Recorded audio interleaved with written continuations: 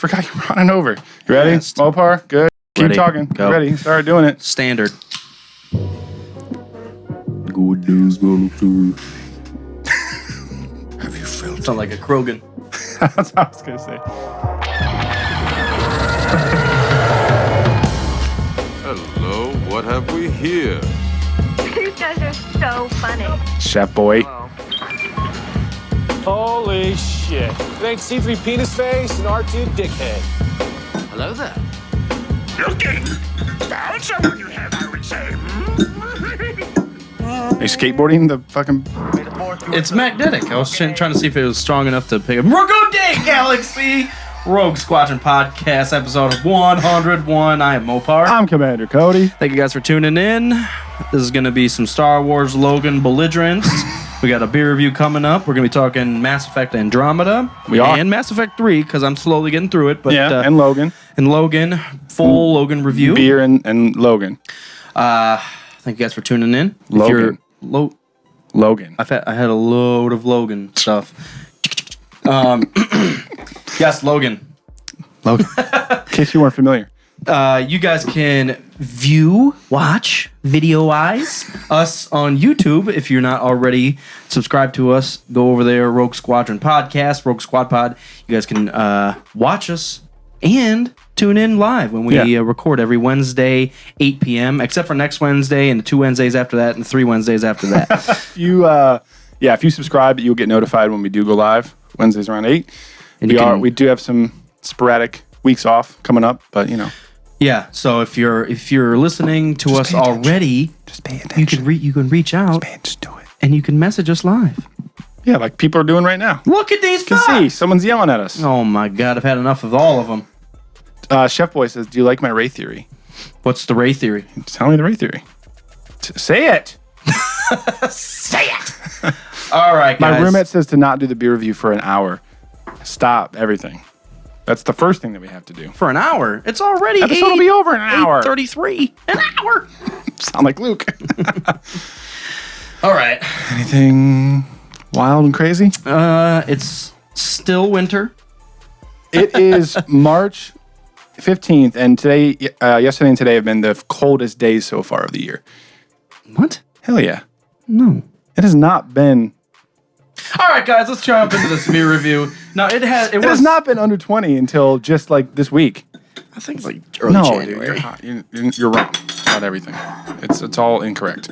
Smells good. So we last week we had some days in the 60s when we were in shorts and fucking around, and now it's been a good old 15 degrees. So it's always, I think always it was glorious. like a high of like 25 today. It's a high of a not good. You got a glass over there if you want. No other news? I'm trying to dive right into this. We did a Q&A before this. If you were live, you saw it, but trying to move right into the episode because we've already been trying to make sense of our listeners' comments and questions and shit. They're a little crazy. Why are you laughing? I don't know. Pouring shit out. No, I'm trying to explain shit. You're just like... Well, I was looking to see if it was a filtered beer, and it's not, so I wanted to let the sediments kind of blossom as I poured You it. haven't poured shit in a while, so it's good.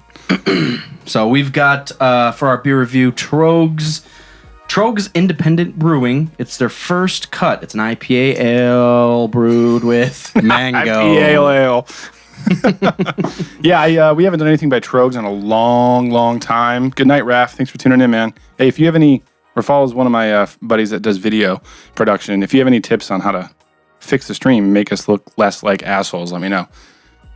So Trogs. This actually has a color on it. It says hazy orange. Well, that's accurate. We've got 6.2% alcohol.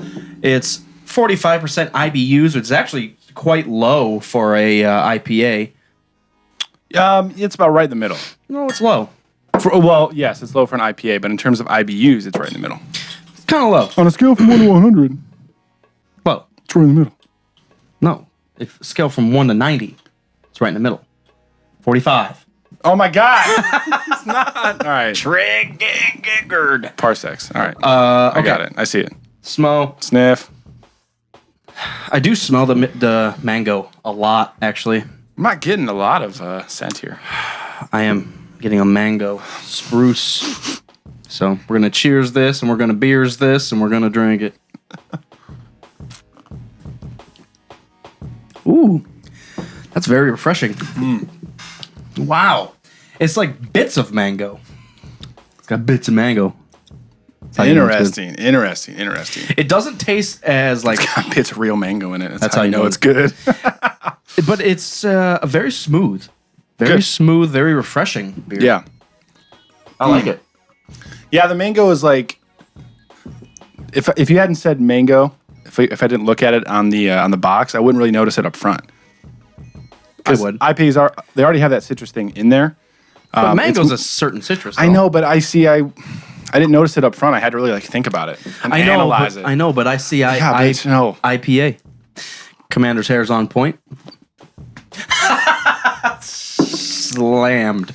Okay, guys. I'm really enjoying this, honestly. Good. I'm not a big fruit beer fan, but when they do it right and it's blended well. Yeah. A well-blended beer is key. You can have the greatest flavors in it, but if it doesn't mix well, Right.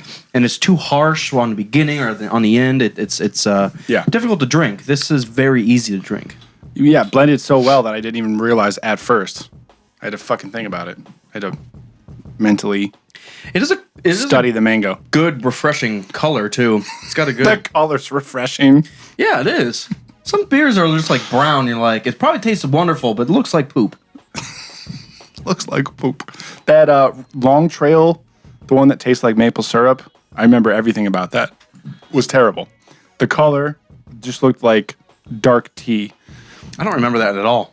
Maple syrup beer? Yeah. I'm glad you put it out of your mind. Hammered. Pissed. All right, guys. Also, I do want to present our new beer opener. It's Carbonite Han. I thought you were Captured. going to say carbonated. Carbonated Carbonite Han. Oh, it's got some shit on the back here. Oh, my gosh. Lucasfilm Limited. Oh, you know where I got course this? it's I do remember where I got this. What'd you get? It was, I don't remember. No, what's the... That turned so quick. What's the video game store? GameStop. That's where I got this. It was like 50% off. It was like $10. I'm not paying $20 for a beer opener, but $10, you can kill someone with this and open your beverages. So It's weighted, man. Pissed. back to I the dig beer. it though, and it's loud as hell. This is really good. There's not a wow factor to it, but I am really pushing a 3 because of its drinkability. Yeah, it's very drinkable. Comet and Simcoe hops. I like Simcoe. Yeah, man, that mango just like it's so refreshing and it's not overbearing at all. Where's Trogs out of? I'm not getting a big scent from it at all, though. I will say that I'm not getting much scent at all. Trogs is Hershey, Pennsylvania. Hershey, Pennsylvania. That's where Hershey's was made. Hershey chocolate. That's where. Yes. Well, that's Hence not the always name. obvious, but I thought that was like a big known. it might be well known in like the Hershey, Midwest. Pennsylvania. The Midwest, maybe. Yeah. I mean, I guess we're not that far. Chocolate Town, USA. Chocolate Town, fucking Midwest. The mango sour beer I had the other night was really good. Sour beers are hit and miss, man. I have to be in a mood for a sour beer. Padilla. Well, I don't have to be in the mood for a sour beer. I just think it has to be, again, like we were saying with this one, really well balanced. Because like if the beer is sour for the sake of being sour, that's where it's just like me trying to shock my taste buds into enjoying something. But when it's just like pleasantly sour, it's balanced. That's what you want to go for. That's, and I don't want to shit on the brewery, but something like a Stone Brewing, that's the issue I have with that stuff, because they do stuff at such an extreme, which is cool, and they're pushing the boundaries and stuff. Yeah. But a lot of that, it's not mixed very well. It's just like the shock factor, which it gets me a lot. They do have some staples, though, that are good. Like I had a Stone IPA the other day. Like the regular IPA. Not any of that fucking crazy shit or gluten-free or like extra death IPA. Extra double I. Yeah. Yeah, and it was great. I mean, it was well balanced. Definitely really bitter, more bitter than a usual IPA, but still balanced well. But I feel like they have a few staples and then they just go completely off the rails and are like, how can we screw with people's minds and taste buds? And that's what happens. I like this beer. Colonel wants to know why we don't review Coors Light.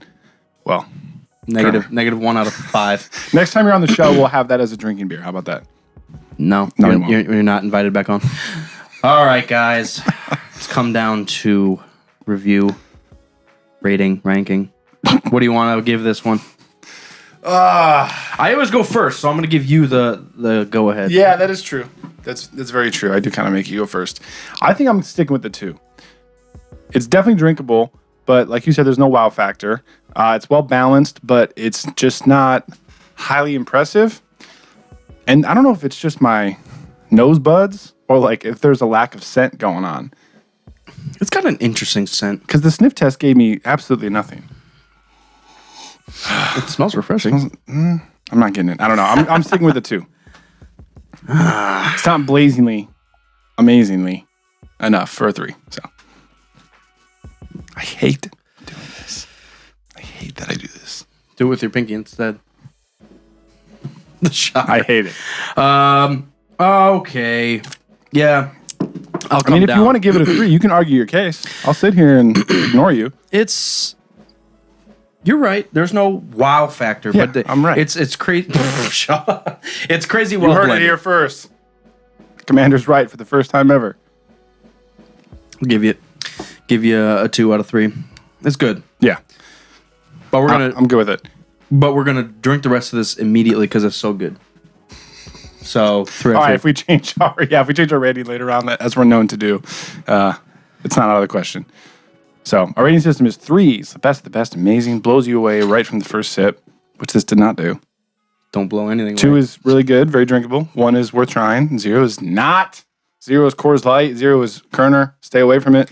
You know what I would like to do is revisit some of the zeros that we had and retry. Like the pepper beer is a 0, but like the pickled Santa, I feel like if we go back and try it again, it might not be that bad. It might, yeah. We have, when we started the rating system, we were also obviously very still new to the world of craft beer and tasteology, whatever the hell else. The buds were at their infancy.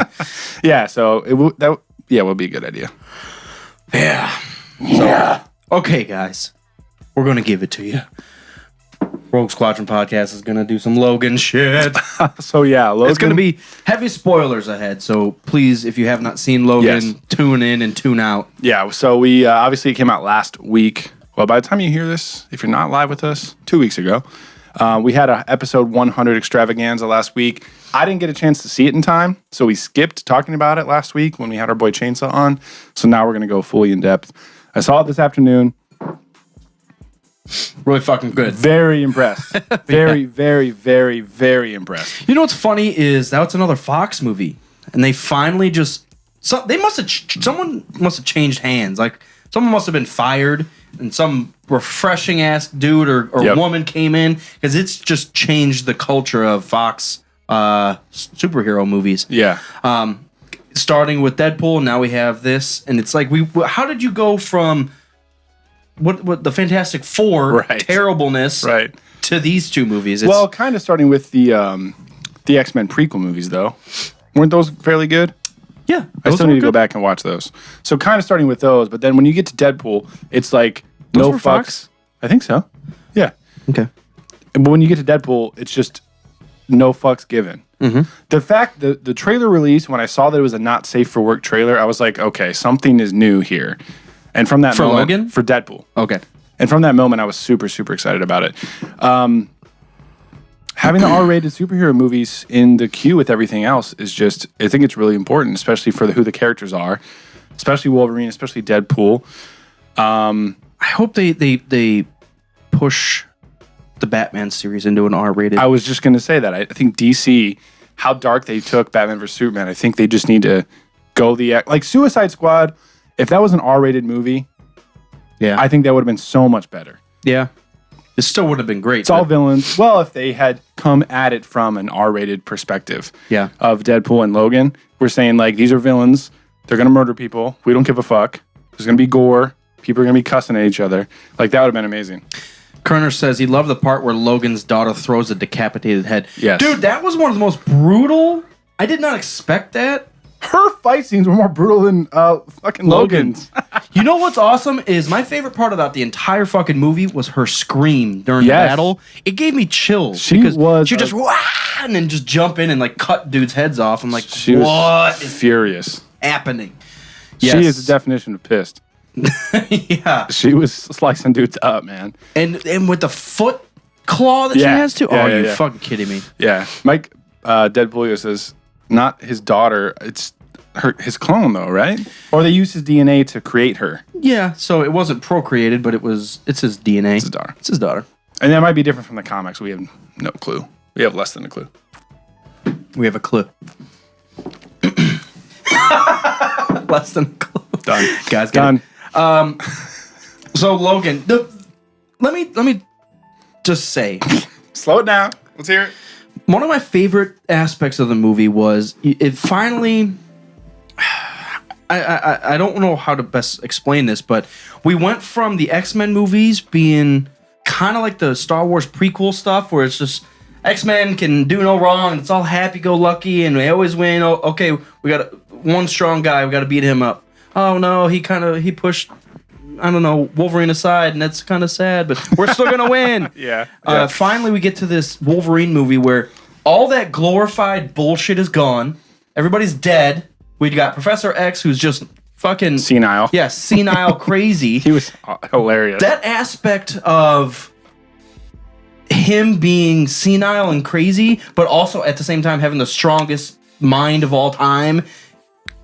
It's just like, oh my god! It's perfect too. I'm actually surprised that they just didn't kill him for how dangerous he was, and I was kind of confused that he was so lost in his own mind. But as soon as they started running from people, he kind of like found himself again, and it was something like X-23 like brought something back in him that was revived. He all of a sudden knew like this is what we have to do. Yeah.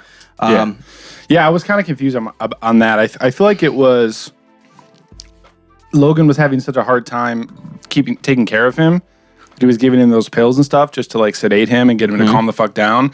And as soon as shit started going wrong, they like forgot about that for like a day or two, and then he started getting like his actual like memory, his actual personality back. Yeah. No, that was a cool aspect, and it was set in 2029. So I mean, shit, how old is he at that point?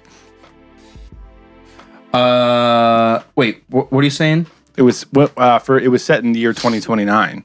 Oh, so how old is Professor X? Professor X by that point, I mean, shit, man, he's like gotta be 80 or 90. This may be a stupid question, but I'm still gonna ask it. It is. Is this based off of not the original X-Men? This is based off of the prequel ones, the go-backs, right? From the movie version? I don't know. Like the movie timeline? Yeah, which movie timeline are they basing this off of?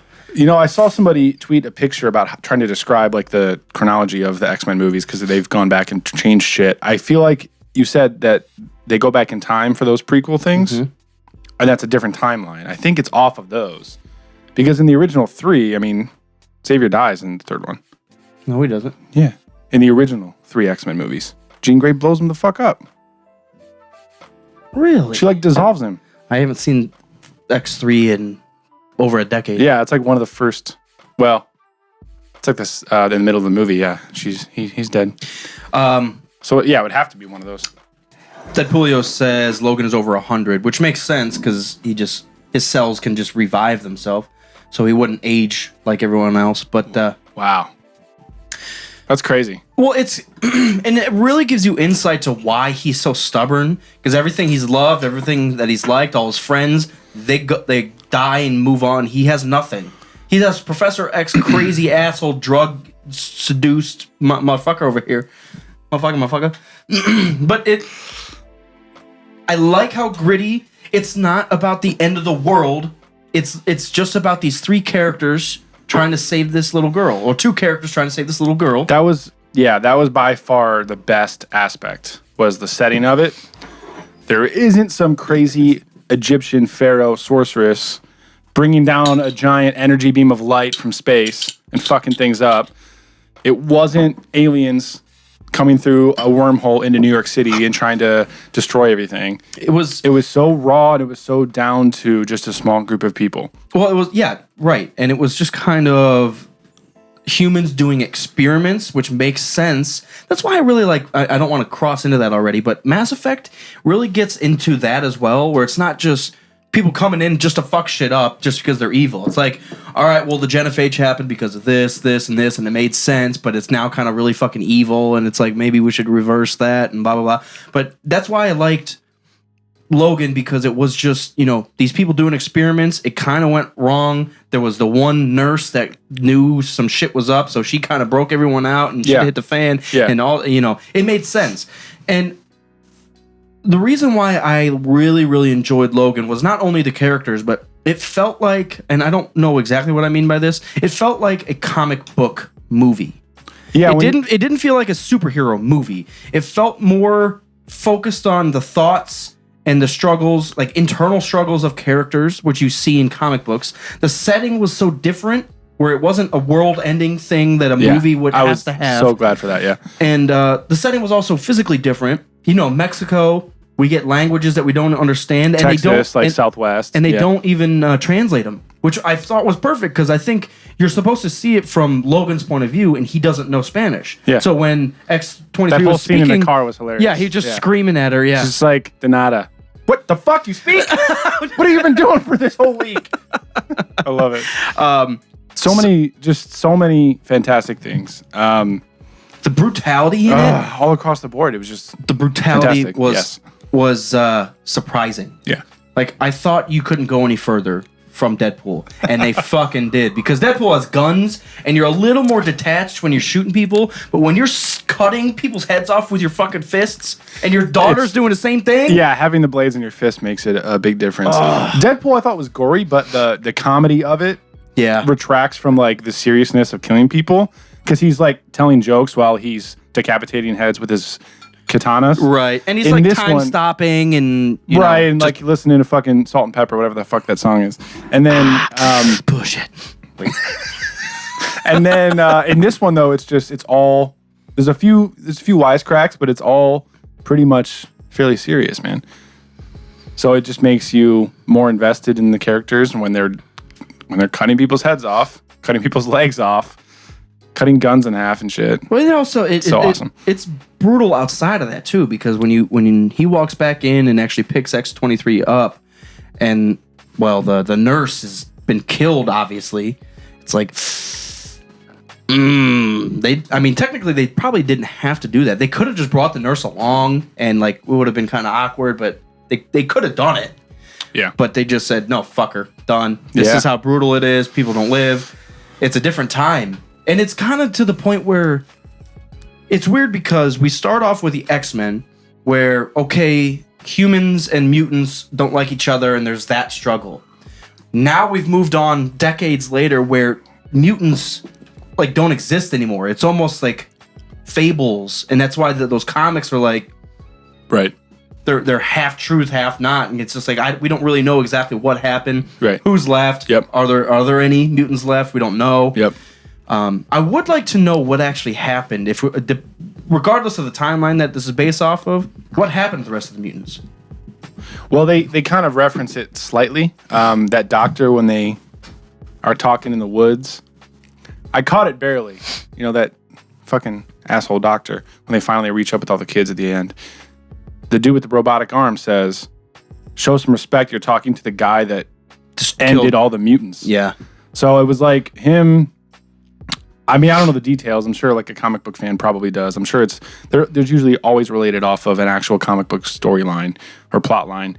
But I mean, it sounds like he found a way to kill all of them off, and then also use their DNA to create like new mutants. Yeah, like a battalion of mutants that they could try to control. Loyal mutants.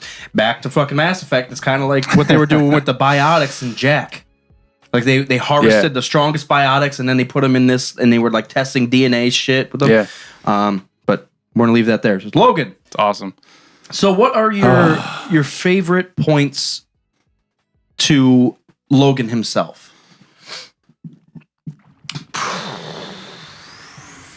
It's hard to say, man. The whole thing, I was on the ride the whole time. It's hard to specify, man. It was really good. I like how true he was to the Logan character. Mm-hmm. He hadn't changed. And it was almost like it almost makes sense now. He was a stuck-up, stubborn asshole in all the other movies.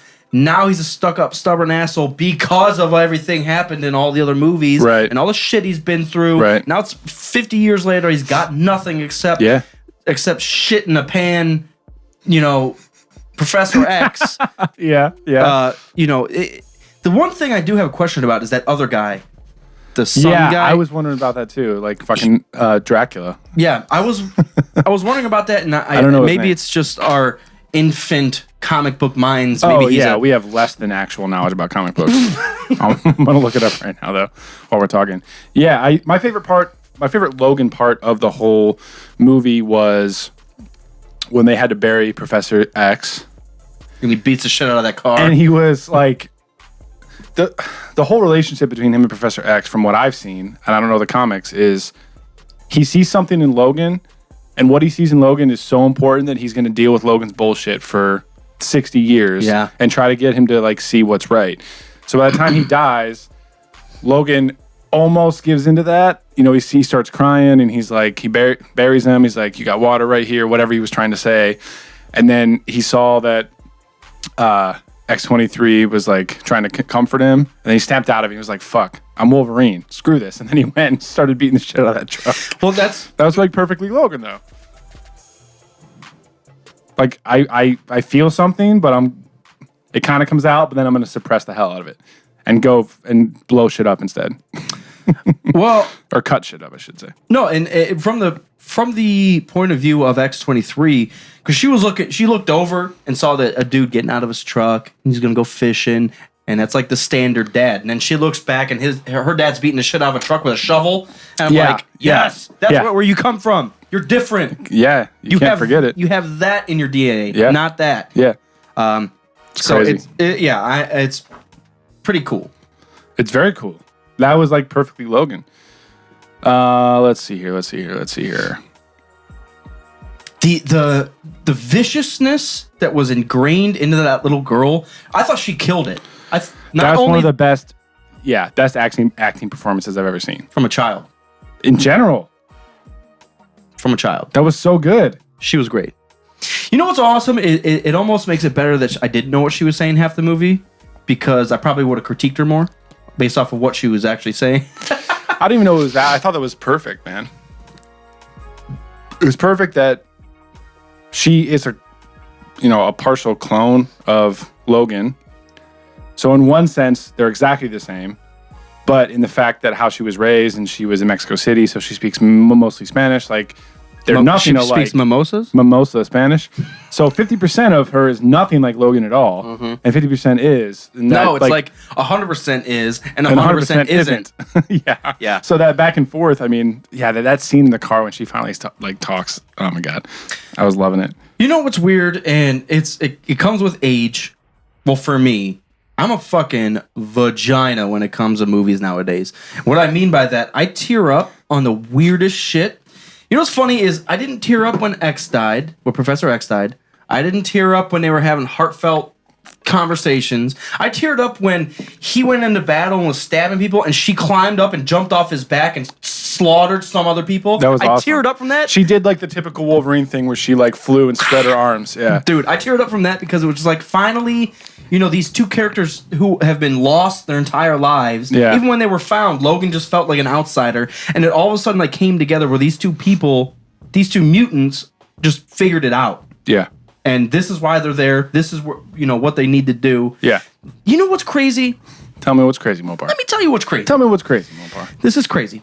The fact that the X-Men all together, for all the crazy powers that everyone had, Phoenix and Magneto, and I don't need to list them all off, but they're all because he only knows two. That's all that matters. But I don't need to list them all off, but none of this would even matter at all without Logan. Yeah. He does so much. He kills Phoenix in X3. Because he's the only one that can. The only one that can do it. He's the only single mutant that can do it. And he's the one that goes back in time for First Class. I'm excited to watch those. Apocalypse is cringeworthy sometimes. I could tell by the trailer it was cringeworthy. But he basically does everything. He teaches new people. His clone is the baddest thing badasses ever have badasses.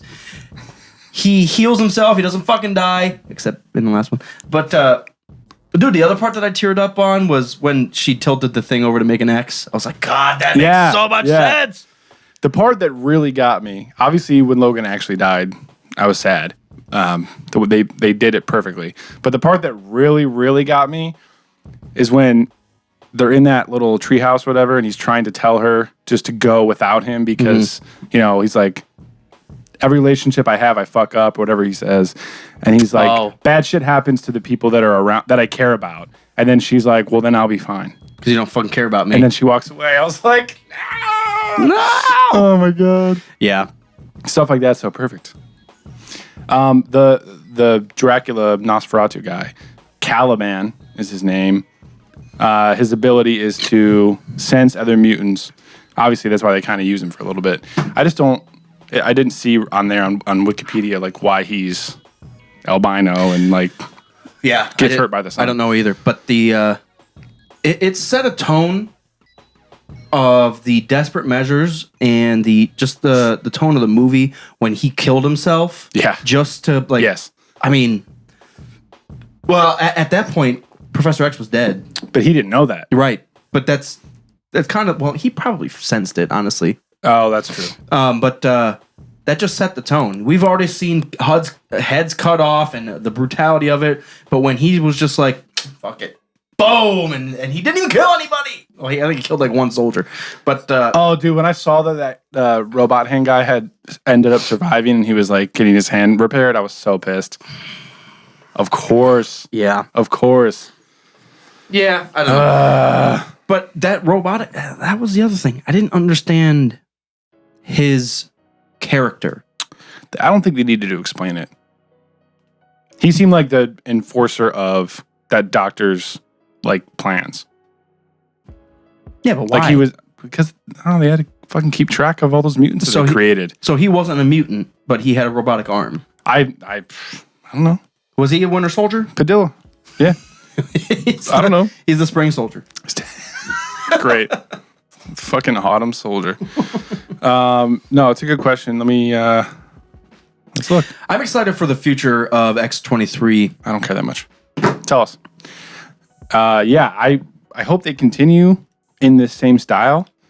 And now that she found all of her friends that were all kind of born together in that lab, I mean, when they finally like came together at the end and like trapped that what's his name on the ground, like all their powers at once on that guy, that was so fucking sweet. Well, so, the one kid's power that were just like tree roots engulf a motherfucker and take him down. I'm just like, that was so cool. You know what shit's around that you could just use tree roots for? It's like Storm, but like for Mother Earth. Plants and trees and shit. Yeah, like she just sent a bunch of pine needles and fucking decapitated people.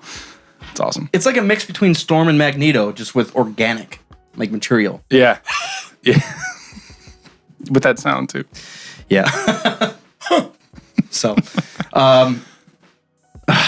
it was so good, man. So where do you think Logan ranks in all-time superhero movies? It's really, really high up there. Because if you think about it, we already did our 2016 ranking where Doctor Strange was our top of that year. Yep. But people are arguing for like the Dark Knight and this are like, push it. Yeah, it's a good matchup. I think I definitely have to see it to like one or two more times to make a final decision. But it's definitely up there. I think the big epic world disaster superhero stuff does fit. Guardians of the Galaxy and Avengers, like that is cool. We've had so much of that seeing Logan is a really good change of pace. Well, not to retract from the quality of the movie, but it's just a really good like change up. But you can say the same thing about the Dark Knight because it's just the Joker and Gotham. Right? Yeah, that's almost the appeal of Batman. It's not world ending, except for when you get Batman vs Superman and motherfuckers running around. But Dark Knight is like mental games between Batman and Joker. No, Logan's definitely up there. I mean, some of my favorites: Dark Knight, Doctor Strange, Logan. Guardians. The first Avengers. The first Avengers is so good. Yeah. I got to see it a Not few Civil times. War, huh? No, Civil War is good, man. I wouldn't put it up. I'm not sure if that would make my top 5 because, like you said right there, dude, Deadpool was amazing. That's in my top 5. Oh, yeah. Sorry. Deadpool. Sorry. That's my fault. Yeah, it is. Pissed. The Fabio, thanks, man, for tuning in. Appreciate it. Those kids were using the Force, Kerner says. Yeah, kind of. I like how like Force. the leader of that little group of kids didn't do anything until the very end when it was like super desperate, and he lifted up that entire fucking armored truck and smashed it on. What was it? Is he a Magneto dude or? I think he's like Professor X.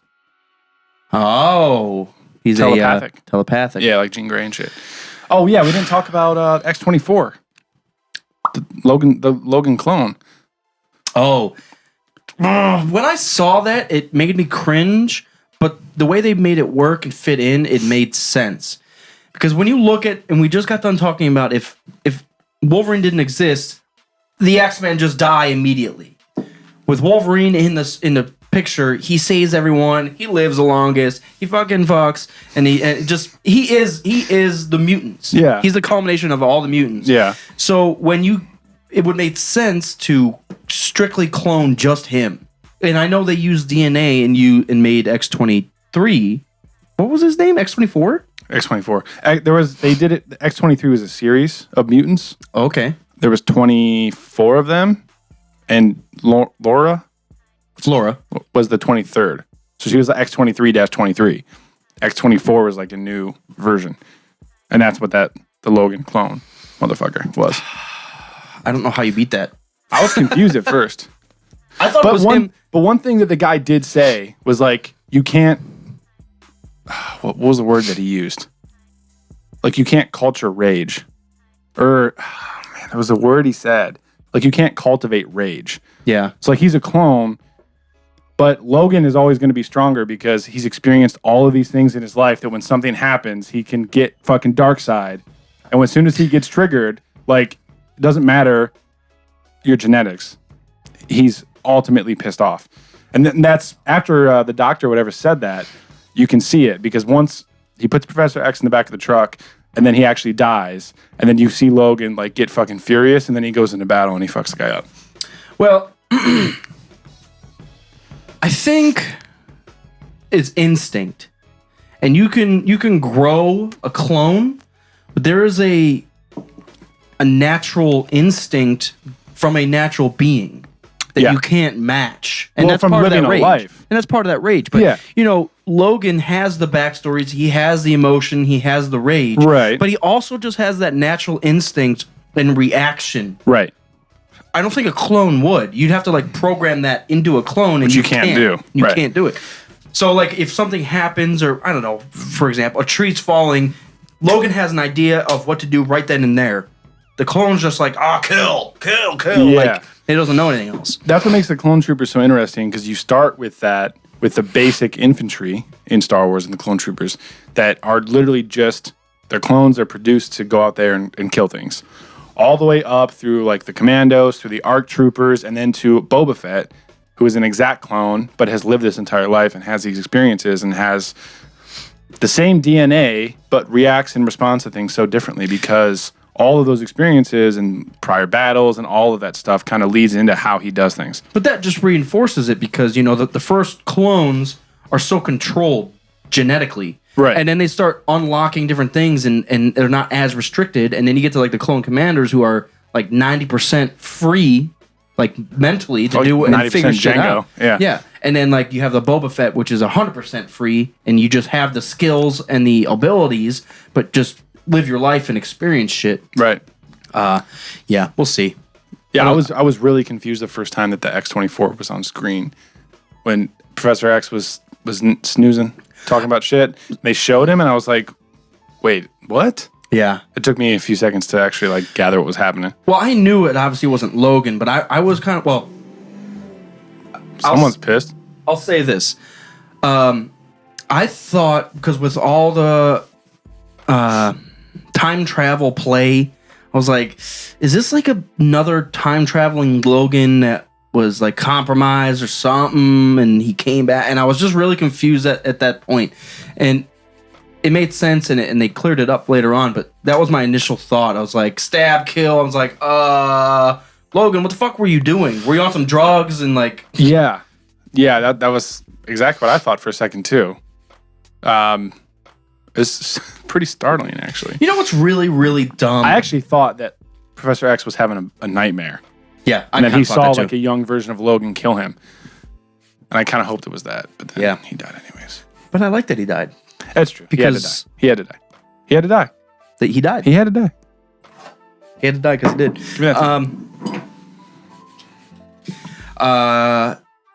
One of my favorite things that's ever happened in any movie ever is the main character dies. Yes. Finally. Yes. Marvel pushed the button and said, you know what? We are going to just go for it.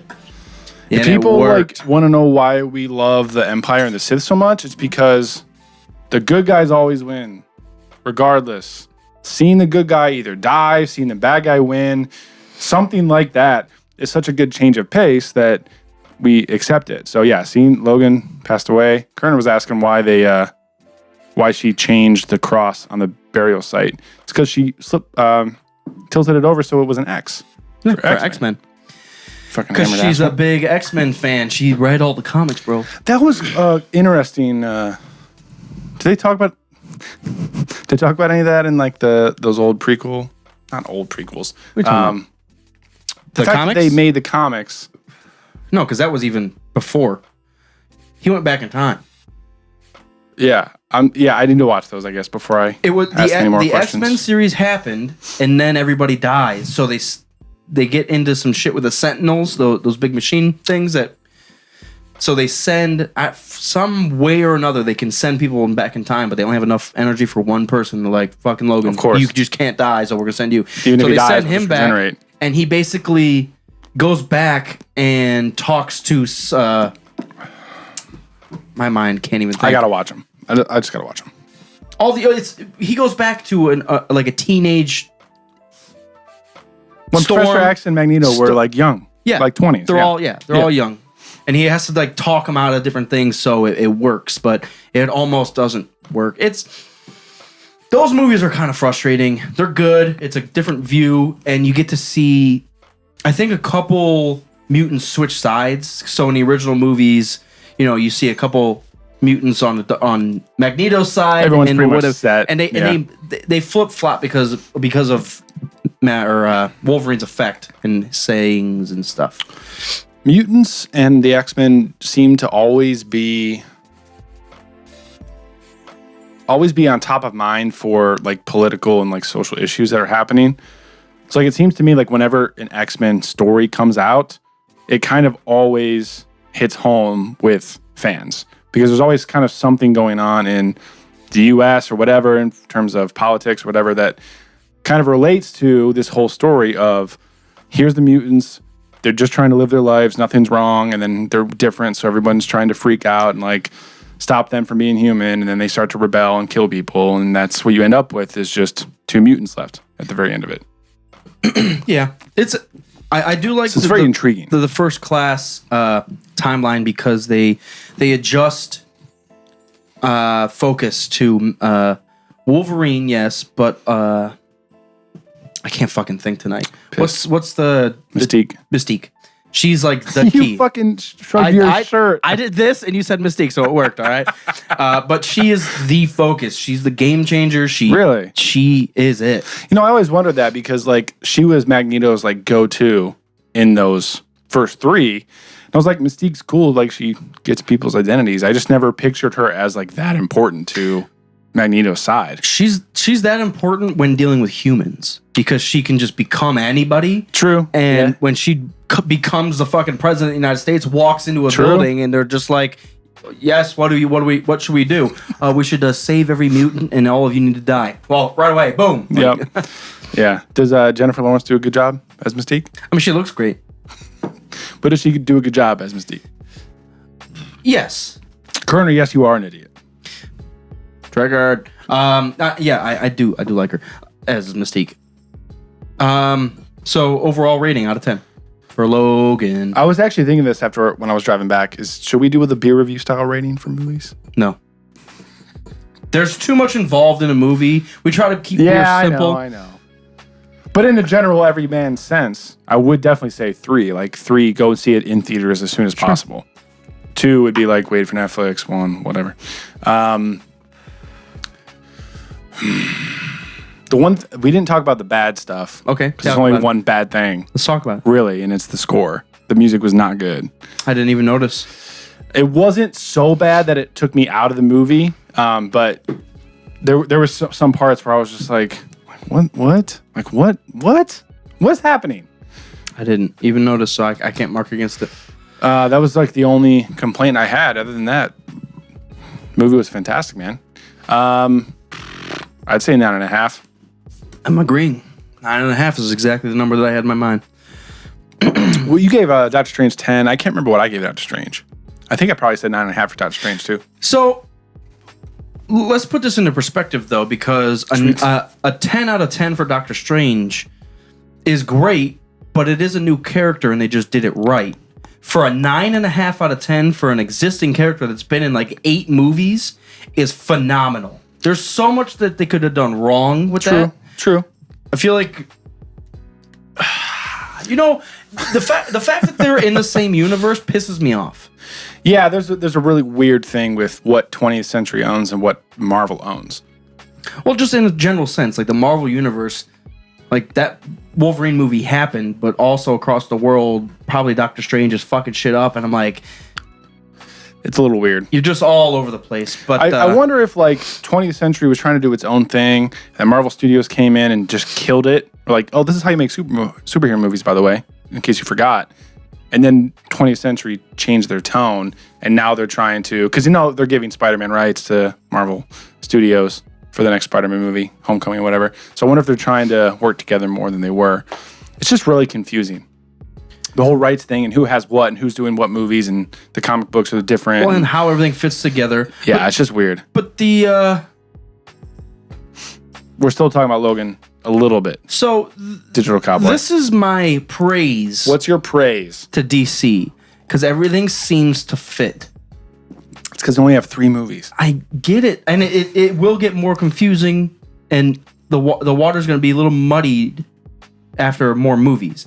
But the fact that they know everything has to fit gives them the advantage, because when we see Wonder Woman, it's going to be fucking amazing. That doesn't work, though. That doesn't work because if you think of all the Batman movies, they've been totally different. The Batman movies, like the Tim Burton and shit, like that's 20th Century owning Marvel stuff that Marvel's not doing. It's the same kind of thing. Fair enough. Like DC just started like their cinematic universe. Marvel's been going since 2008 or whatever. Fair enough, but since they've had DC movies outside of The Dark Knight and the Tim Burton series, everything's fit, even though there's been 2. Well, I guess there is only 2 movies. Well, there's 3. Suicide Squad. And Batman vs. Superman. And Man of Steel. You always forget about Man of Steel. I was listening back to an episode with Tommy Boy, and you were saying, I'm excited for the DC universe to start with Batman vs. Superman like 7 times. And we were both like, Man of Steel, man. Man of Steel. Watch it. But fair enough. Because Man of Steel plays directly, almost scene for scene, into Batman vs. Superman. True. When you see the Man of Steel battle between Zod, whatever the fuck his name is, and Superman, I can't believe they went to the exact detail to create the way Superman shoots his laser, cuts the building this way. We're going to put Bruce Wayne on the other side of that building. That laser's going to do the exact same thing from a different point of view. That blows my mind. Oh, I love That's stuff something like that. I don't think even Marvel has done yet. So the fact that they're so intertwined and they play off, I mean, that's the same exact scene.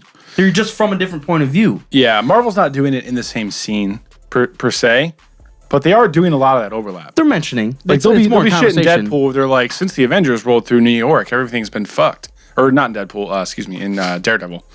Like they'll mention shit like that in Daredevil and Luke Cage. And by the way, I started Luke Cage. Luke Cage is so good, man. And And the difference between, like, Marvel is so deep now that you can see the levels between the different, like, heights of superheroes. Yeah. Like, the Avengers are at the top. Tony Stark's funding it. He's a billionaire. Like, they're on the fucking scene of the world. Everyone knows who they are. And then you have, like, Luke Cage and Daredevil, who are just these two fuckers in New York City trying to do the right thing, but they're, like, unheard of.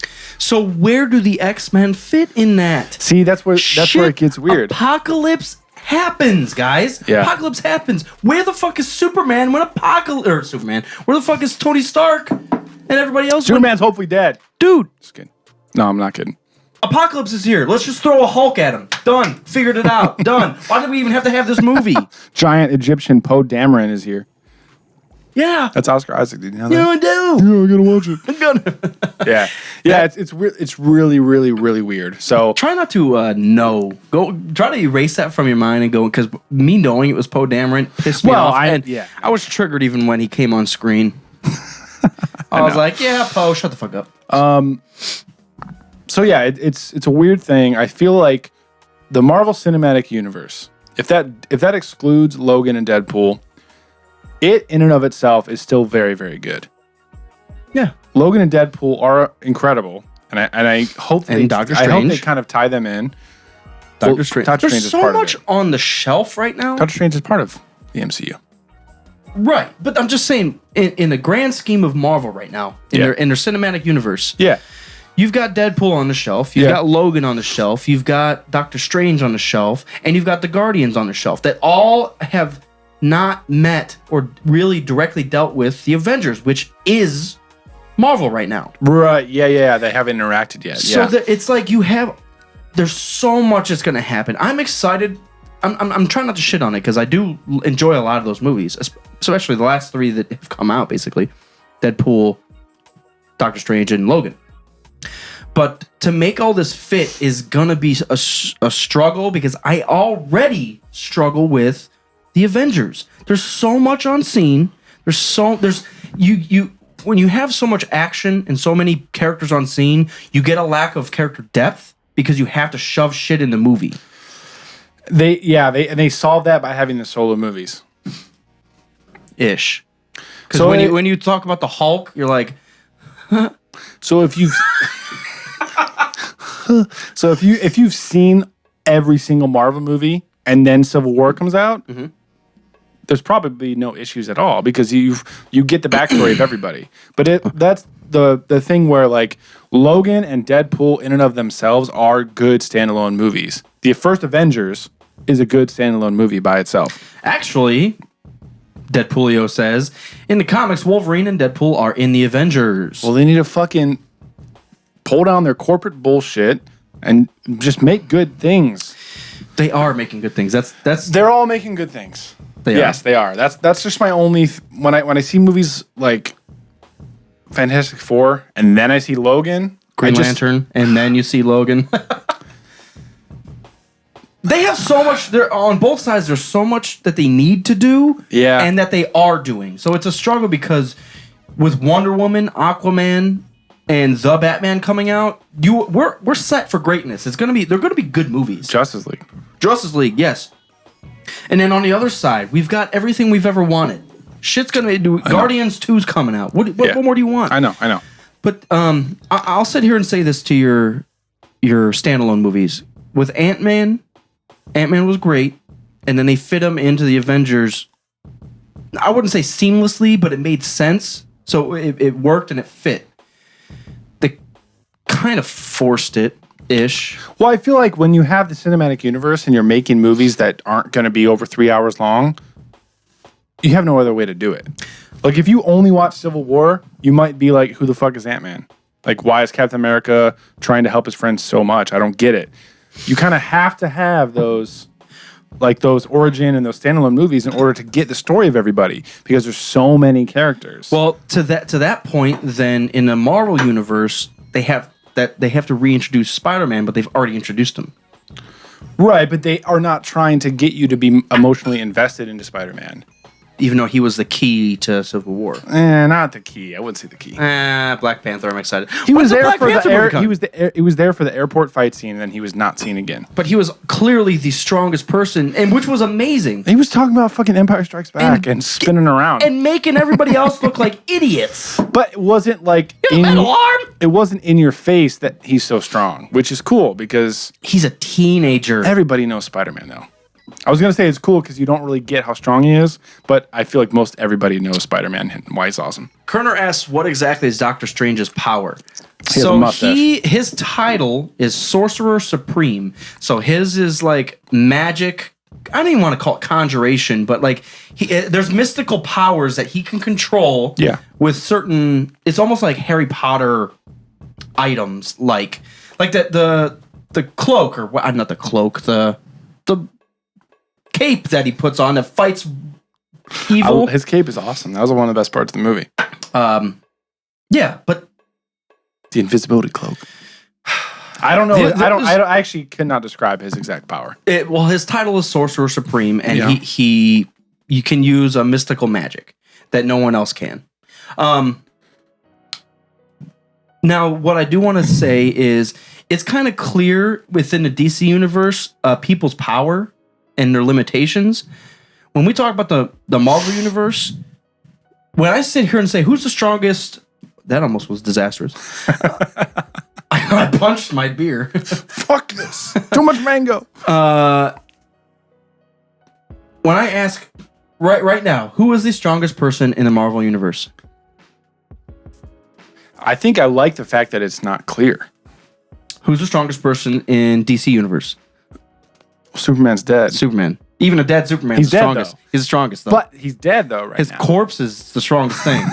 Because his corpse can't die. But Superman's dead and Batman's not, so who's stronger? He just avoids power. Well, that's the interesting thing, too, about like who's stronger. Like, you think stronger in actual like physical fighting strength. Sure. But Batman could very well be stronger, technically, because he's going to outlast everybody. Well, he's a survivor. He's going to fucking set traps and like he's a survivor. Be a fucking detective and shit. Darkseid. Yep. Darkseid. But he's not in the universe yet. Yes, he is. In the cinematic universe? He's not. Yeah, he's in it. One of Darkseid's beings comes down in Batman vs. Superman, and that's what... The whole Vision? What's his face? Yeah, no. That's what's talking to... Batman? No. God damn it. I can't fucking think tonight. Superman's villain. The guy. Lex. That's who Lex is talking to on the Superman ship. Is one of Darkseid's first things. And Darkseid's symbol... The Darkseid symbol is in that apocalyptic... vision that Batman has. When Lex Luthor walks into the ship with Zod's carcass? It's after that. After he creates... It's at the end of the movie. After... not Apocalypse. After Doomsday was made and he sends him out. Yeah.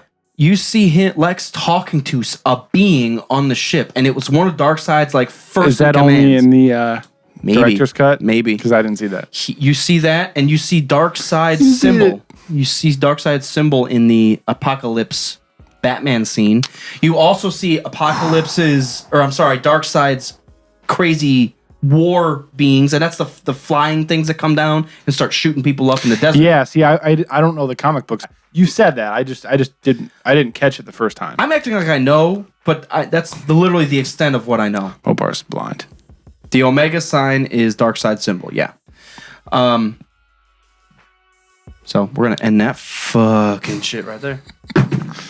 Yeah, man. I really hope that they can incorporate Deadpool and Logan into the Marvel Cinematic Universe. Logan's dead. Well, you know what I'm talking about. I'm excited for Deadpool 2. The little intro teaser trailer was fucking hilarious. Yeah, well, how they fit it in. You were expecting Perfect. Logan. Fuck you. This is not Logan yet. I actually saw that before I went to the theaters. It was posted. I saw it. So Deadpoolio says the desert scene was based off the Injustice storyline, which I don't know anything about. So. Yeah, again, no clue. It's just so confusing. What is? When you have 20th Century Fox actively making moves in the Marvel Cinematic Universe. Do they fit into each other? Is there a plan? Are they conniving together? That would be awesome. I think obviously the MCU is very, very good at weaving those things in together. Like things that you think at first glance would make no sense if they combine forces. They're very good at making them fit. So it's just a matter of if they're going to be able to, kind of pull those characters in. Because if you think also, here's a cool thing, and that's what I was thinking about when they mentioned that it was 2029. That's 12 years ahead. The Avengers? From where we are now, yeah. I mean, like, there's no reason why they couldn't weave Logan into some of the MCU storyline, because they still have 12 years to get him to that point where he's an old grumpy fucking Mexican desert taking care of Charles. Stop shitting yourself, Charles. I'm tired of cleaning that shit up. You see this motherfucking wheelchair? All right, guys. We are not ending it because whenever I say, all right, guys, we end it. I know. You guys have to, if you haven't already, go to YouTube and search Juggernaut Bitch. It's a dubbed over cartoon. If you haven't seen it, you're welcome. It's the greatest thing ever created because it's like awesome. I said, it's the original X-Men series, but they do like an entire episode and they dub it over, and it's so bad, but it's raunchy, so good. And it's hilarious. So head on over to YouTube. Done. It's one of those first YouTube videos that just went viral. Yeah. From back in like 2005, 2006. It's hilarious though. Awesome. And there's like 7 of them. But the first they went way overboard with those. The first 3 are really, really funny. They're hilarious. It's a Juggernaut, bitch. I'm gonna beat the shit out of you with Charles, as a matter of fact. I don't give a fuck. I'm the Juggernaut. The way he always talks about Juggernaut custom building his wheelchair just has me cracking up. Notice how my motherfucking wheelchair doesn't even have a scratch on it, because that shit was custom made by the Juggernaut. And that's why we gotta save his ass. We could quote that all fucking day. I love it. So if you want to know what the hell we're laughing about, Charles, Juggernaut, bitch. Charles, no. I'm gonna rape you. Oh my God. Deadpoolio knows. Deadpoolio knows. So Logan, if you're listening to this and you haven't seen it yet, see it as soon as fucking possible. It's really good. Chainsaw's pissed. Boo. Chainsaw's jealous because we saw Logan and not DC bullshit TV shows. Pissed. Can we talk about Luke Cage? Yeah. I've seen 2 episodes, so don't go too deep into it, but it's exciting. Yeah. It's a cool look on an underground, I don't want to call him a mutant, but a super being. Right. Whatever the fuck you want to call him. Super being. You just made up a whole new fucking name. Well, he's not a superhero because he's not a hero. So he's like a super human. Yeah, well, he's not a hero yet. Well, yeah, in my episodes, sure. So I think the Defenders are a thing, different from the Avengers. Mm-hmm. Deadpool, Luke Cage, Jessica Jones, Iron Fist. I have not seen Iron Fist, and I have not seen Jessica Jones. Not yet, no. But I have, like I said, 2 episodes, maybe 3, of Luke Cage. It's cool because of how he fits into normal life. Because we talk about these superheroes, and they are so on just another level that like their bullshit doesn't affect everything on the ground. Right. That's what I was saying about those different levels. It doesn't make sense. Oh! Okay, it made a little bit of sense.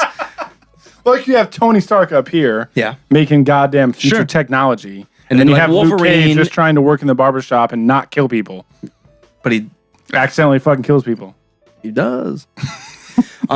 You have fucking Juice from Sons of Anarchy. Yes! He's so awesome, dude. I loved the character of Juice in Sons of Anarchy. Yeah. He was one of my favorite. Yeah. Of all of them, and the Irish cutmouth guy, the Joker guy. Yeah.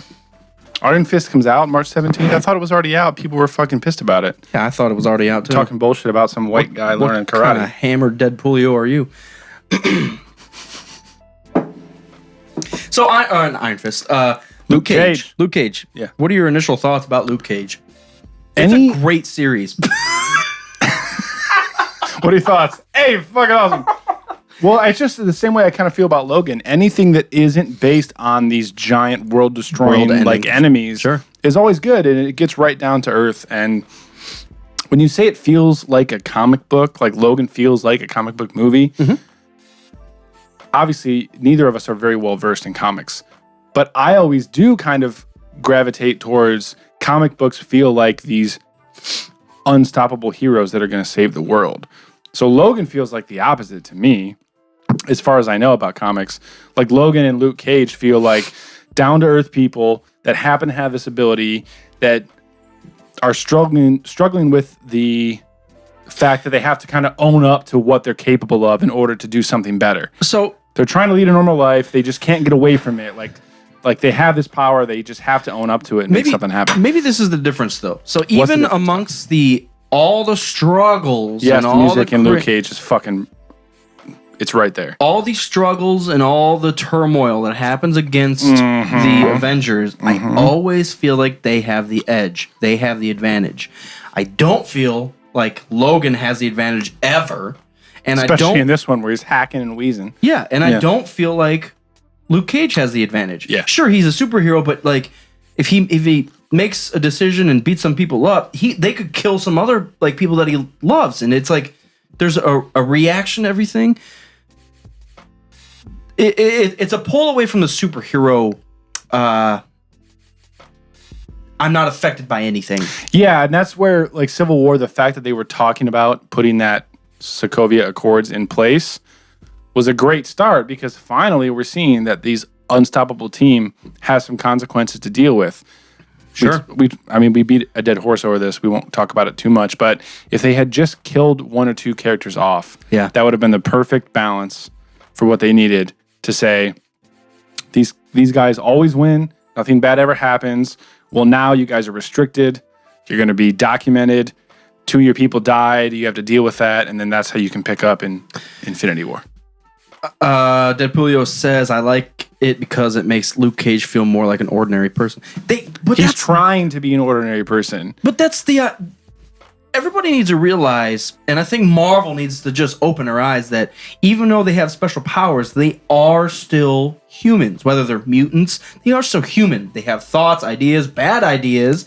You know, they're not good at everything. Yeah. That's why I don't like Superman. Because he just has the greatest ideas, has the greatest powers, never struggles with anything. He's an alien. As long as the sun's shining, he's fucking unstoppable. As long as it's a happy day. But and that's why I slowly, I didn't change my mind, but it was a different view on Superman when he struggled against Lex, a guy. But again, that just makes me like Lex Luthor. Fair enough. It makes me understand Superman a little bit more, but fair enough. But it brings Superman down a notch, which I like. Yes, yeah. So Deadpoolio, watch Jessica Jones, Mopar. I'll watch Mopar, but I'm not watching JJ. No, I think we should. I want to try to catch up on all of those because all 4 of those are going to lead into the Defenders, or whatever it's going to be.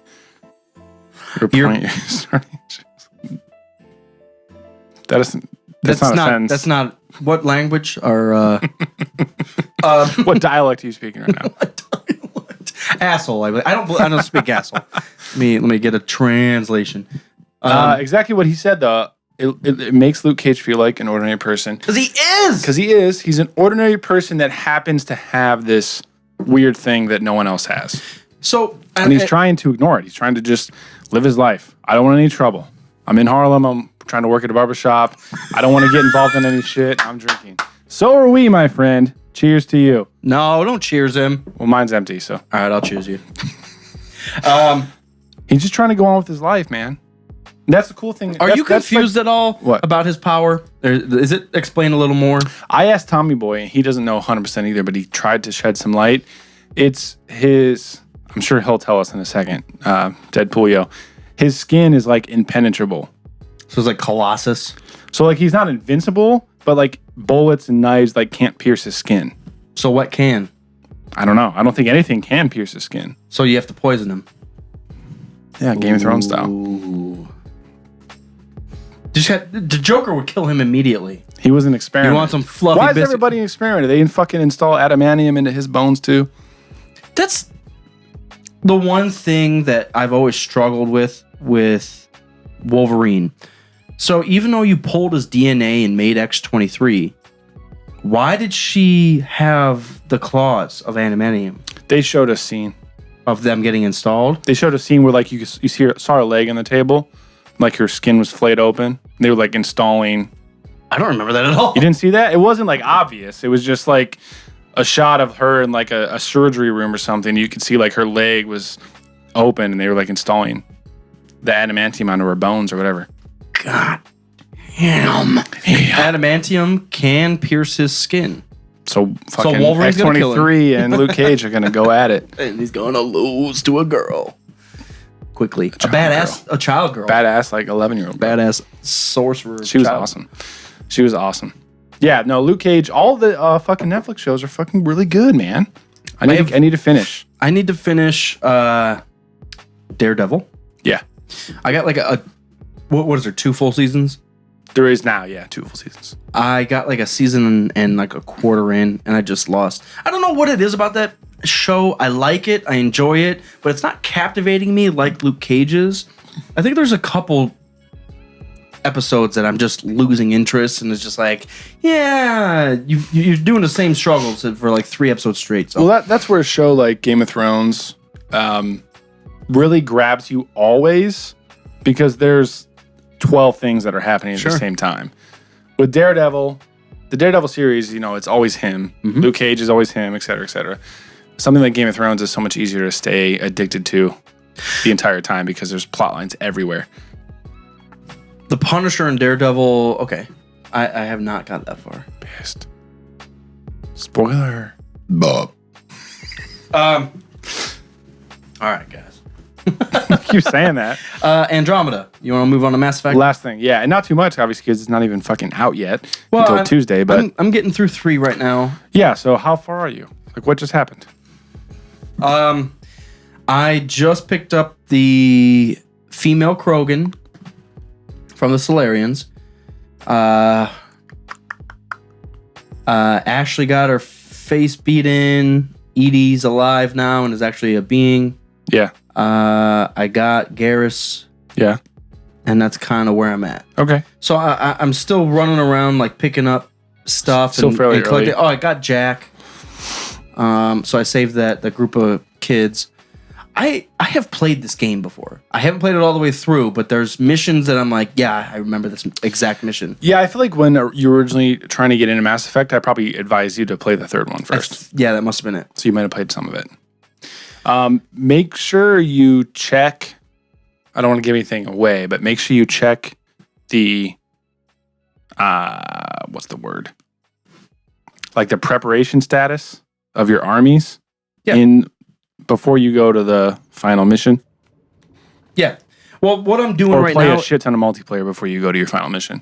What I'm doing right now is I'm running around doing the obvious missions, but I'm also scanning space to pick up stuff because I know it's going to help me in the end. Yeah.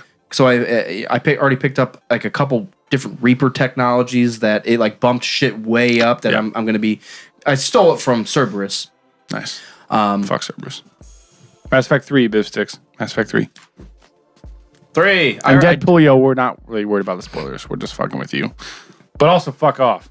Reaper Tech. Keep going. The War Room. Yes, that's what it's called. Thank you. So I have to pay attention. I went to the War Room and I looked stuff up and everything's like 50% right now. So just like 2, don't go to the final mission until everyone's loyal. Same thing here. Just check your status before you go to the final set of missions. Sure. I mean, yeah. Because I don't want you to have to play it twice. Andromeda comes out on Tuesday, so. But I can play Andromeda without finishing 3. No, you can't. Yes, you can. I thought it was like 1,000 years before. Yeah. You're pissed. I'm pissed. Fuck Cerberus. This is by far and easily the best Mass Effect. Yeah. I'm saying it right now. Yep. It's easy. I said that. I feel like I said that. 2 was, I felt like in episode 2 where it was like a transition. 2, 3. Yeah. Like 2, anything could have happened in 2 and I'm still sitting at 3 and we're still dealing with the Reapers. Yep. So. Exactly. Yeah, I've said 1 is heavily RPG, 2 is heavily action, 3 is perfect balance. I like 1 a lot. I really, well, really yeah, I mean, like you 1. can't really deny the original, man. That's I mean, people like New Hope. But if I put it in order, it'd be 3, 1, 2. And I'm not even done with 3. I agree. 1 is really good, though. I agree. 3, 1, 2, yeah, for sure. 1 is really good because it lays it out right in front of you, and you just do that. You take down Saren. But that's so epic because he plays such an essential key in 3 with the not directly, but I don't know what I'm talking about. But right. Yeah, I truly enjoy 1 because of the cooldowns. I don't have to deal with ammo. Yeah. Now in 3, the ammo's readily available because every fucking park bench has ammo sitting on it. So yeah, that's the obnoxious part. But you also played Mass Effect 3 multiplayer so much, it makes it a little easier. I played a little bit. Good amount. More than, I mean, there was no multiplayer for 1 and 2, so. Multiplayer? Yeah, I find myself playing, I'd started 3 recently as well. One of the cool things is that you can choose a story mode. So you can say mostly action-based or mostly story-based. Wait, when you're talking about what? How they deliver cutscenes and action sequences. What are you talking about? Mass Effect 3. Okay. There's like a setting. So you can say standard, and you go through the whole game like normal. You could pick everything. Mm-hmm. If you pick action-focused, it picks all of the decisions for you And you just ahead of play time. Like however Shepard is supposed to be, quote unquote. And all the cutscenes play out as cutscenes. Like you don't have to choose conversations. You just go through it, focus on the action. Or the opposite way. Story mode. The action mode is easier, and then you focus on the decisions and the story. Which is really cool because, I mean, after you've played Mass Effect 3 like 5 or 6 times, like going back through and doing every single thing is just obnoxious. So I started it 2 or 3 weeks ago whenever we were all gaming, and I'm doing the action focus, skipping everything. I already know the story. I just want to fucking get in there and blow people up and finish it before I play Andromeda. I don't know how... Well, you guys replay it all the time. Well, we're replaying it, but I don't know if I will ever replay the Mass Effect series. Well, now that Andromeda's about to be out. I probably will never. I'll just stick with Andromeda. That's what I mean. But you got to think, I mean, Mass Effect 3 came out 2011. Mm-hmm. So, I mean, there's been 6 years that the entire trilogy was complete. So, I mean, when you love a game, I mean, that's so much time to go back and play through them all. Is Drew working on Andromeda? No. Fuck him. I asked him. He said no. Let's just delete his interview. And I said, what are you working on? He said, I'll let you know. wink face. I fucking hate. That's it. Can't tell you. I posted the Revan figure when we got the Revan figure for the giveaway. He's like, oh, looks familiar. Drew, what the fuck are you working on at BioWare? Can't say. That was the extent of our conversation on Twitter. Yeah, I don't know, man. The only reason I would replay them is for the class. If I would change to like a fully biotic, because right now I'm a... You've been an engineer the whole time? No. Infiltrator. Yeah. I'm a sniper / engineer, small tech.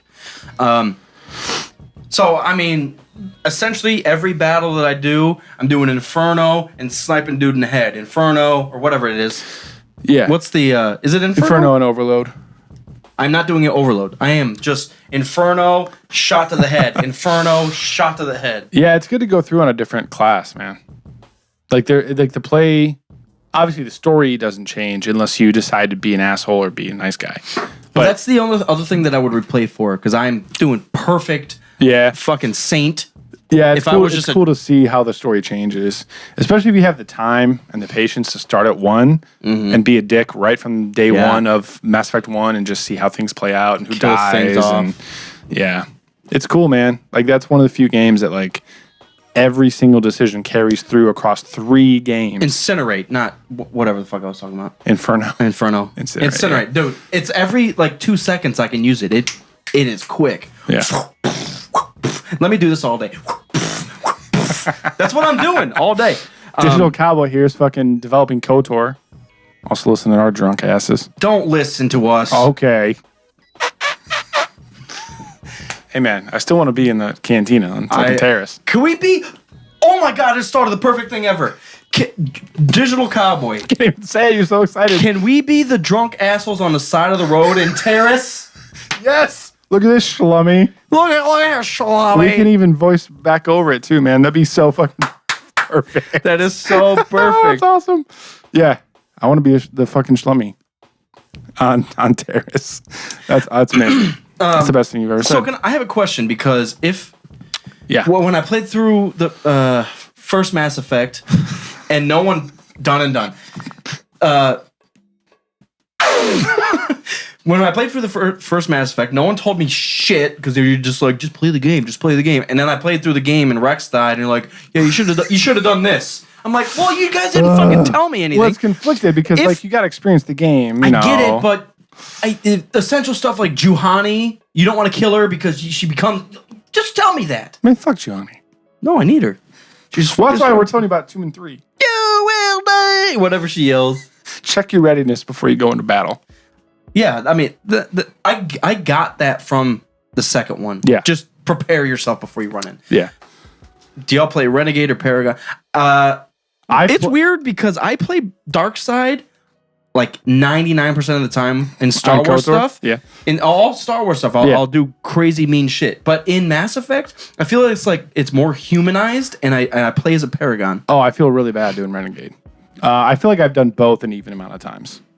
I usually lean towards Renegade. I'm always Darkside. Well, like we said with Darkside on KOTOR, like Renegade is easier. Like going Darkside, you just kill everything and take their money. So like the actual gameplay is easier. But once you get to the boss, it's harder. I had a question. So, like I said, I was playing through Mass Effect 1. You guys didn't tell me shit. Tell me. Rex, Ashley killed Rex. Well, that's your fault. I didn't know. You guys didn't tell me. Calm that bitch down. I yelled at her and told her not to do it, and then she shot him anyways. It's kind of like my Miranda. You looked at her ass too much, and now she's pissed. Well, I did, but... She was wanting it. I didn't pick the camera angles. Damn it, Miranda. What happens if... I'm assuming it's just another Krogan that takes over for Rex if he dies in 1. No, if he dies in 1, he's dead. Yeah, but the rest of the Mass Effects were all on the Krogan planet. Who takes over? Just another Krogan, I assume. Oh, I see what you mean. Yeah. Yeah, I don't remember. And someone different. And then, so Grunt is in 2. Right. He doesn't really mean anything to me. Right, because he's like an experiment or whatever. I never even used him. Yeah. There's somebody else on Tuchanka in 3. That's on the throne. He's there whether Rex is alive or not. So if Rex was dead in Mass Effect 1, he takes over. Then he's just in charge. Yeah. Okay. Yeah, I can't remember. His brother. His brother? Oh, yeah. I haven't finished 3 in probably like 3 years. If Rex dies, you don't get his brother as a companion? No. So he's if Rex dies, he's gone, yeah. And so as I play as an infiltrator, or whatever the fuck. It's an infiltrator, right? Incinerator. Incineration raiders. I always have biotics with me because it makes sense because I'm small tech and gun. Yeah, it does. So I usually have Garrus and Jack or Garrus and Liara because it just makes sense. We're a little Garrus bit of everything. Combat and tech. Yeah, welcome. Garrus is an infiltrator. I give him an assault rifle. He's still an infiltrator. I still get. I mean, fuck. So I usually have a strong biotic with me no matter what. Yeah. Unless it's a specific mission that I know that I want. I don't know, Ashley, her tits popping out. I want that. Wait. Why do you think Miranda doesn't like you? Calibrations, yes. I've had enough. He's all about the goddamn calibrations. How many times? Garrus, you want to talk about something? Yeah, I'm trying to make calibrations right now. Want to talk about that? I'm calibrating. I'll be loyal to you if you listen to me talk about calibrations. Calibrations. As I play the game more and more, I think I'm liking the tech stuff more. Describe what you mean by that. I don't know. I feel like I was always very biotic heavy because it was kind of like Jedi Sith-ish, like with force powers. So I always used to like biotic powers a lot more. Okay. But I think the last few times I've played, and especially the characters that I choose in multiplayer for Mass Effect 3, Baltimore. In what? Multiplayer. I'm going very infiltrator and engineer heavy. So I think I like the tech stuff a lot more. It is badass against Geth. It is easy because you're just like, oh, there's 8 of you. Well, one of you's mine, and then just incinerate. But even against, like, I'm noticing, like, the advantage even against Reapers. Like, you can use Overload on barriers, and when it's just down to armors, you can use Incinerate over and over again to weaken their armor. And then you have your sniper just to pop people in the head. It's a big advantage, man. Tally, is Tally in 3? I haven't picked her up yet. Yeah, I think so. Yeah, I haven't picked her up yet. Yeah, so. Yeah, 3's cool because, like, you kind of recap the story and, like, meet up with people from the first 2 games and tie everything together. Dude, I remember you said that you didn't like the final mission of 2 as much as the first one. Absolutely not. I think I don't want to prep you for it because you might not like it as much, but I think the final mission, like the whole ending sequence of 3 is really, really epic. It's really, really good. I like Tally too. She's cool. I don't use her a lot because I like other people better. Well, you're an infiltrator, so... Sure, and she's an infiltrator. Yeah. But I always have Jack, if I can, because of her... she's the HK-47. She just talks mad shit. Yeah. And then Garrus, I don't know what it is about Garrus. I fucking love him. He's straightforward, badass, and then the small comments that he does make is just like, hey, I think we should do this because... Shepard, stop being a bitch. Fuck him. And it's just like, all right, I get it. Perfect. Yeah. Did everyone survive when he played 2? No. Because Snow. Miranda is a bitch, and no matter what I did with Miranda, she died. So that's the weird thing, too. I was trying to figure this out because we watched him finish it like 2 weeks ago. No one died in the mission. Like, they didn't show a death scene. And at the end, they didn't say that anyone died. They were like, oh, yeah, everyone's good job. And then you see one casket. One casket on the ship. So, like, usually they announce what happens. So, like, I was totally confused. I would assume there would be a little more depth into the Cerberus culture in 3 with Miranda. Is she on your ship to begin with if she lives? I don't remember. Where does she fit in 3? I don't think she's a squad member in 3. Are you playing with all the DLC? No, I'm not. No, I'm not. I don't. It's like $5 per DLC. It's good. Butterclone was talking about some mad shit. He's like, everything's free, just go on and download it. I looked at it and I was just like, that's because you had bought it on 360. I have it on 1. What are you talking about? He had already bought the DLC on 360. Oh, I see. It transferred over. Everything's free. Yeah. Right. No, she's roaming around. So she's not in your party. Miranda. Yeah. So I still have to find her. So maybe she still is alive. Maybe that shit. Zaid's cool. Yeah, he's awesome. I don't know who Zaid is. Yeah, you didn't get him in 2. He's DLC. like the Australian guy. That's DLC. Yeah, he's cool. But yeah, man. Keep rocking. Mass Effect 3. It's legit. So what are you most excited about with... Because I feel like Andromeda is the Old Republic for Star Wars. Is it? Oh, it's back in time, right? I have no idea. I think it's forward in time. All I know is they're exploring a new galaxy. Like an entirely new galaxy. Andromeda. Yeah. What? Andromeda is a galaxy in real life. I understand that. I just don't know if they're going back in time or if it's future from like the Shepard storyline. You know what's funny is it could just be the same timeline and just be in a different galaxy. It might be. What if you travel there and it's just fucking Sith Lords running around and everyone's dying? What if that's how we get back to the Old Republic? Andromeda just becomes Old Republic. The fuck? You just blew my mind. Oh my god. Like Indiana Jones and Han Solo. What if they walked into Andromeda? It's between 2 and 3. Ted Pullian knows everything. Well, and then I can't. You got to be our Mass Effect correspondent. I'm excited for it. Nothing specific. It seems like they're being really true to the gameplay, the powers, the classes, the multiplayer. Multiplayer? Like it seems like they're being very, very true to how Mass Effect is. But it's a brand new game. It's all updated, amazing graphics. Everything's just revised and refined as much as possible. So I'm excited about fucking literally everything. Wait, you just stepped on your own toes. No, it's between 2 and 3, but also it's 600 years after Mass Effect 3. What are you talking about? Wormhole shit. Is Guardians of the Galaxy in it? What the fuck? Guaranteed. That comes out soon. Power Rangers. Can we talk about some of the trailers that you saw for Logan? Goldar. Power Rangers looks awful. Gonna see it day 1. I'm gonna. Yeah, I will too. Fast and Furious 8 looks like the worst thing ever. I think the last one I saw was like 5. I think I've only seen the first one. They're not bad movies. Yeah, I mean, I've heard really good things about like the first 2 and about like Tokyo Drift is actually 5 and 7. I have watched Tokyo Drift more than all the other ones. Really? I have it, and it's a decent. Put it on while you're falling asleep and shit. It is one of those that it's not a bad story. It's kind of off the beaten path of so all the Fast and Furious movies are about like this group of people. Tokyo Drift's way the fuck over here. I knew that. Right at the end, you see Han Solo. Yeah. So I don't know, man. Some of the trailers are fucking wacky.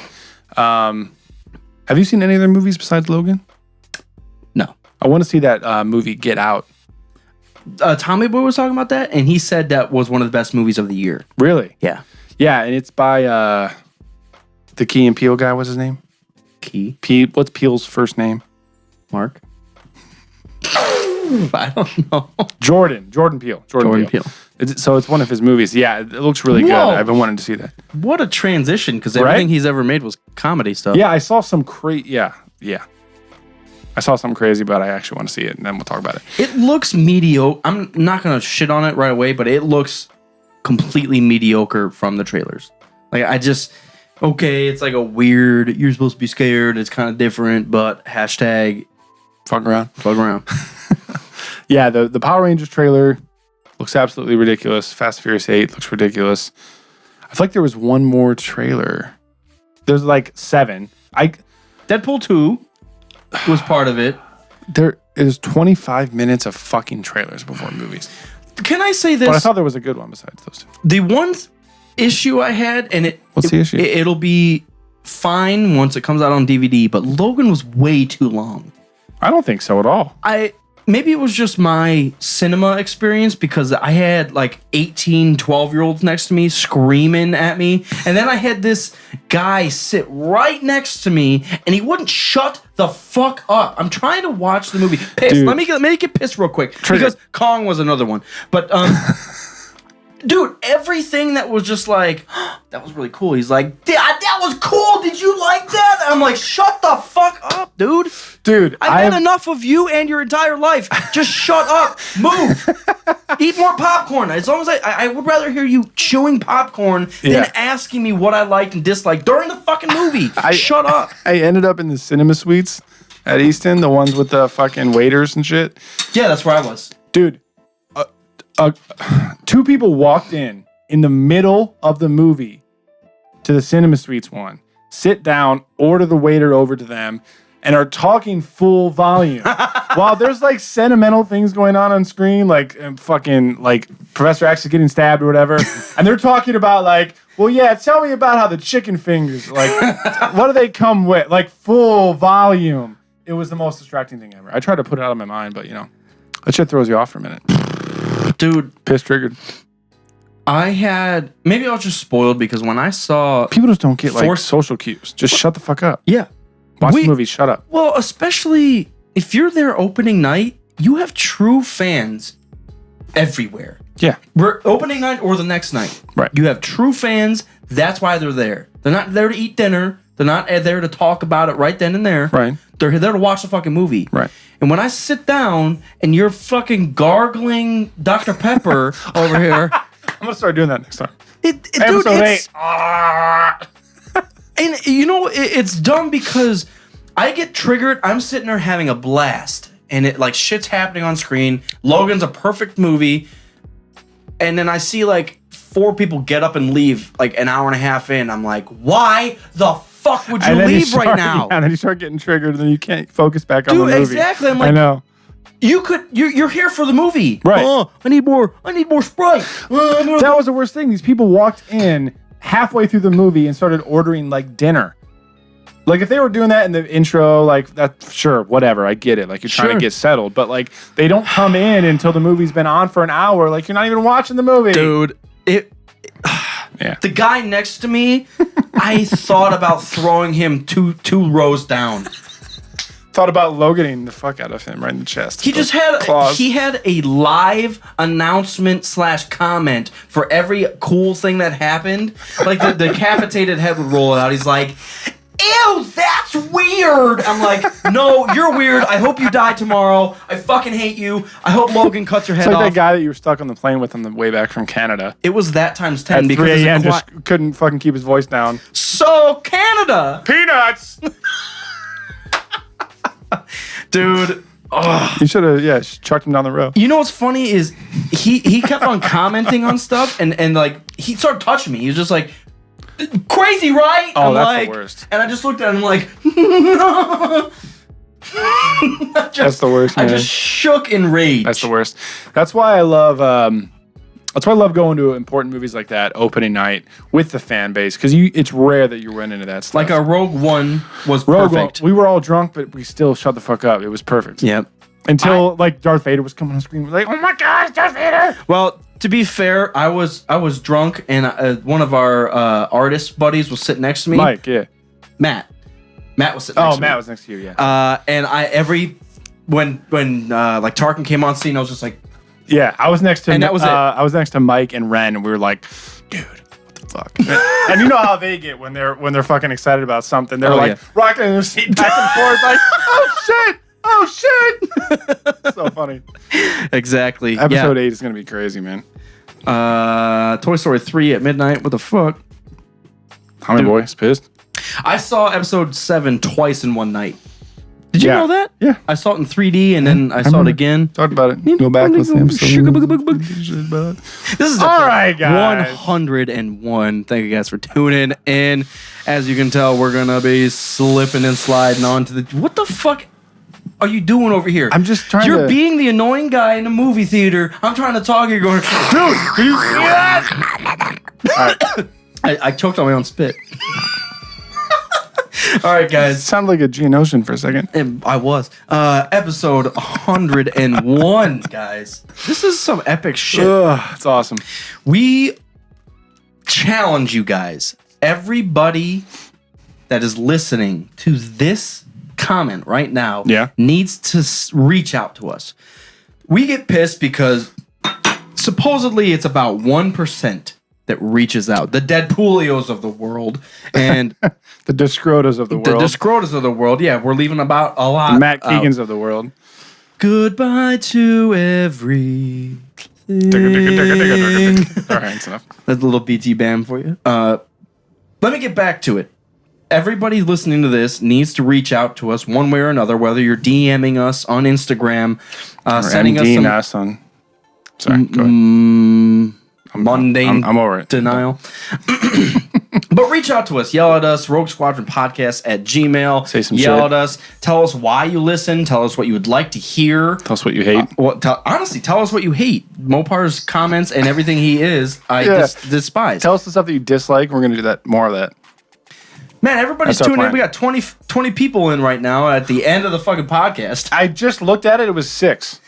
I swear to God, I just looked at it a minute ago and it was 6. All of a sudden it jumped up to 20. Well, now the Mopar's fucking putting out call to actions to the world. Call to actions. So seriously though, but say some shit, you know? We got a lot of crazy stuff coming up. We're going to be at Celebration in April. And Matt Keegan, from Matt Keegan to Mr. Davis, I think it's Mike Davis out in fucking Alaska. To Australia to Belgium. right down the street. What's Belgium? To Belgium. Jarno. We have people all over the world. I listen for Commander Fuck Mopar.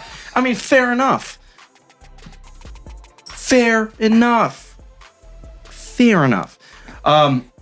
But we would love you guys to reach out because that's what keeps us going. Every time we hear some idiot asshole, I'm talking to you guys, some idiot asshole reach out to us and says, hey guys, I listen to you when I'm really hammered and I'm out of fucking South America. Love you fuckers.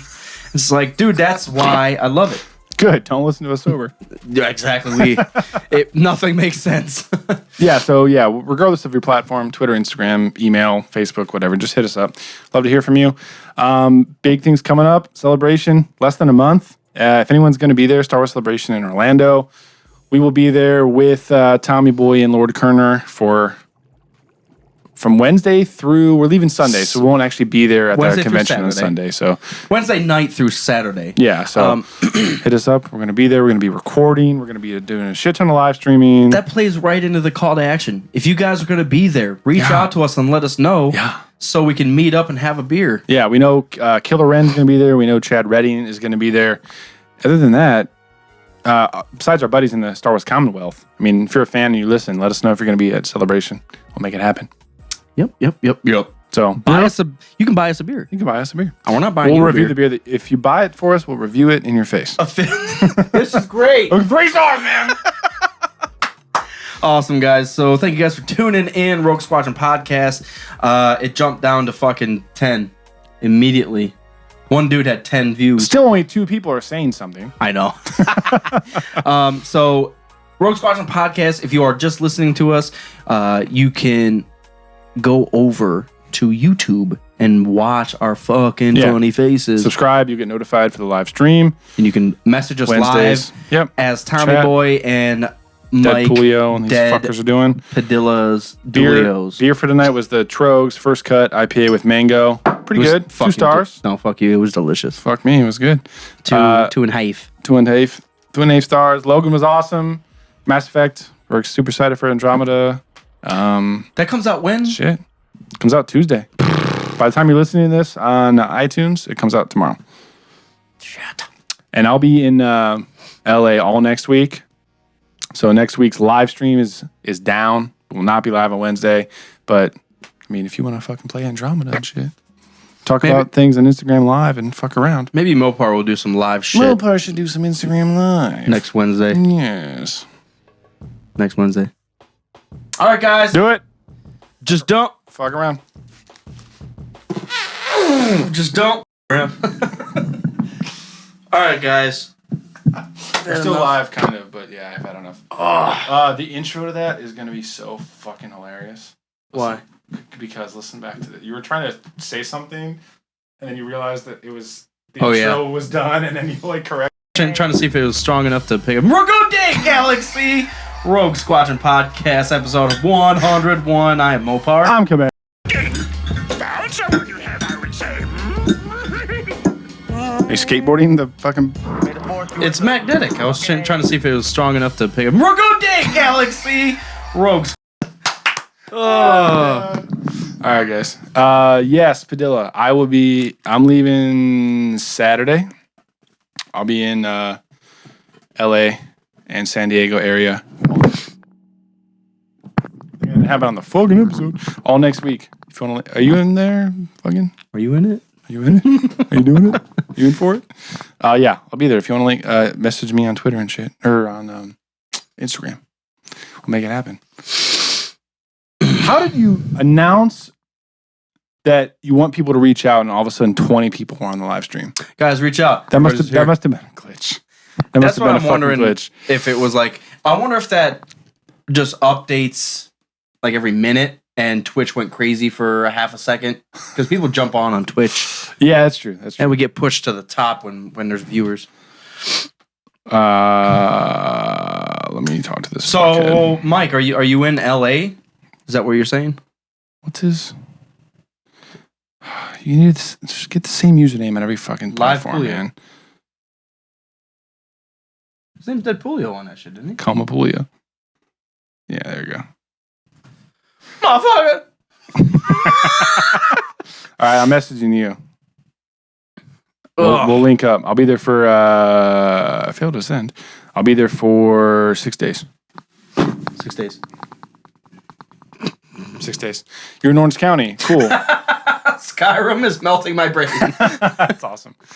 Thursday, I will be driving down from LA to San Diego, so that might be a good time to hit up Orange County.